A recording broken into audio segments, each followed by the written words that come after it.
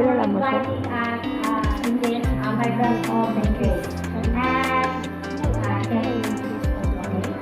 Progressive Labor Union of Domestic Workers was organized last April 27, 2012. So what is PLU doing? PLU doing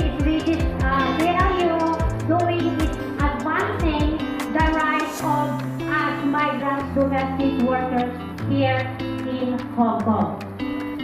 And also PLU is not a traditional association or group that registered in a police station or in Philippine consulate. The PLU was registered at the RTU, Registry of Trade Union. It's under Labor Department. That's why every year the Labor Department is sending us an invitation for our wage or food allowance increase. So they are asking the union how much our union wants to increase. So I think this year our request is 6,300. But how much is the increase? Are you happy?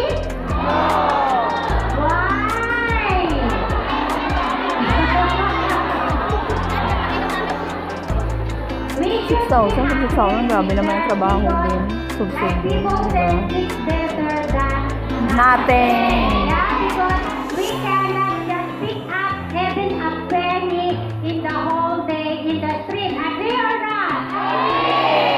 Agree. But of course, for all you know, the government didn't give us the increase of their own. Hindi nila binibigay talaga ito dahil gusto nila, no?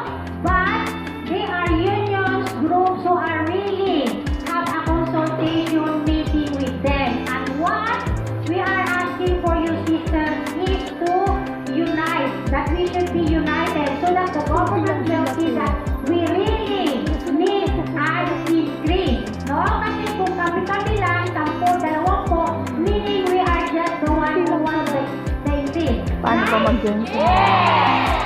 Right, so I hope next time we will support this, okay? So, this slide please. So this is what we are doing, no? As you can see in the slide, our objective is to Saan yung office secure the complete organization in the union with the employers. Ibig sabihin, if you have misunderstanding with your employees and the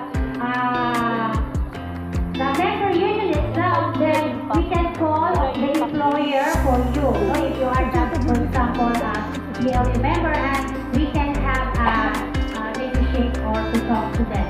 So to obtain and maintain just and reasonable rates of wages, hours of work, and other conditions of employment, and generally to protect the interests of the members. So ibig sabihin, when we have problems in our contract, in our holidays, and in our wages, hour of work, food, so yun po yung ating ginagawa, no? So to promote legislation, the interest of members and labor movement. To organize education activities and professional training concerning occupational safety, labor law, sense of trade unionism to the protection of the members. So we are also have training like the other three groups who are shared here, no? But our trainings ay hindi po siya tinuturo sa kahit anong eskwelahan, no? Sa aming laban po ninyo siya matututunan. So, including in our educational activities, for information is the International Christian School since 2019. Tinuturo po namin sila sa whole Hong Kong, no? So, we are calling them because they want to know how the life of the migrant domestic workers. So, pinapakain namin sila ng balloon. So, to further the work of purpose of any local organization whose objects are to promote the interests of labor trade union or trade unionism. So, mas maganda po kasi mas marami. Kasi pag marami tayo, mas malakas ang